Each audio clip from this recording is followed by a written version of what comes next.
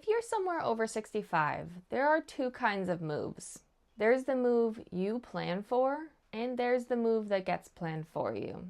Today, we're talking about the cost of both, because one of them costs you money, and the other one costs you something that's much harder to get back. Most people I talk to already know, somewhere in the back of their mind, that a move is coming.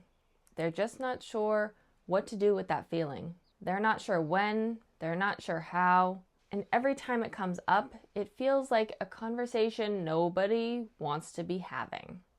If that sounds familiar, this video is for you, because the question isn't really whether to move, it's whether you get to be the one who decides when and how it happens. I'm Hannah. Before I became a real estate agent, I worked directly with older adults. I've seen what it looks like when families have time to make this decision, and I know what it looks like when they don't.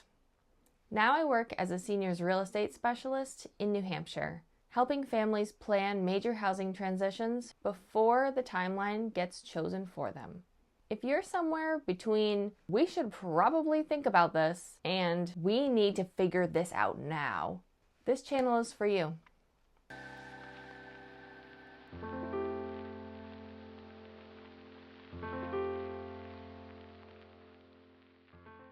Let's start with the cost that doesn't show up in any estimate. When the move gets planned for you, you don't get to visit neighborhoods at noon on a Thursday and after dinner on a Saturday. You don't get to say no to 3 places before you say yes to the right one. You don't get to sleep on it, change your mind, and then sleep on it again. Someone else is working the timeline, and you are along for the ride, whether you like it or not. That's not just inconvenient. For a lot of people, that loss of control is the hardest part of the whole transition. Not the packing, not the leaving, but the feeling that the decision and the autonomy and the control of your own life stopped being yours somewhere along the way. The families I've worked with who planned ahead almost always say the same thing afterward. "I'm so glad we did this when we did." Not because it was easy, but because it was theirs. That option doesn't stay available indefinitely, and it goes away faster than most people expect. So if you're wondering if now is the right time to start thinking about this, this is your sign that it's time. Now let's talk about the cost that does show up in an estimate. Moving has a cost. Staying also has a cost. They're just different costs. When you move, you pay the moving company, you pay the deposits, you handle the stuff you've accumulated, you get it done, and then you're settled. When you stay, and let's just say you're in the same house where your kids grew up, that house keeps aging right along with you. The roof, the boiler, the plumbing, the heating system. Every year that passes is another year of wear on systems that you probably already replaced or installed when you were a newer homeowner. And we know how much more expensive everything is now. Separate from all that, there's the cost of just living in a space that wasn't designed for this stage of life. You figure out how to manage the stairs. You make the bathroom work. You stop using the rooms you don't need and start feeling the absence of the ones you do. Maybe you add a stair lift, grab bars, modify the bathroom. Those renovations add up. Most people only calculate the cost of moving, and they never calculate the cost of staying. So staying feels free, and moving feels like the expensive option. It might not be. So those are the two costs. There's the financial cost, which is knowable and finite. You can plan for it, budget for it, and get it done. And then there's the other cost, the one that comes when the timing stops being yours, when the options narrow, when the decision gets made in a hurry because it has to be. You don't get that one back.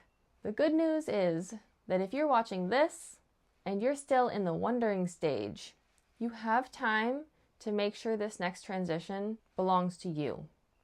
If you want to think through what the options look like in the Concord area or the rest of New Hampshire, including the communities that exist and what aging in place actually looks like, I have a playlist about senior living options in central New Hampshire that I'll put up here. You can find it in the description too, or just search for it on the channel. Do you have questions? Have you moved recently and had an expense that I didn't mention? Do you disagree that staying costs more than moving? Let me know in the comments. And if you want to talk through what a move might look like for your specific situation, my number is 603-573-6969. We can just talk. There's also a link in the description to schedule a meeting with me. New videos come out Tuesday and Friday evenings. Next week, we're talking about what to do in the next 30 days if your parent can no longer live alone in New Hampshire. 30 days, because that's usually about how long families have before the pressure of a situation starts making decisions for them. We're going to talk about what actually needs to happen, what can wait, and what most families get backwards. That one's coming out on Tuesday. See you then.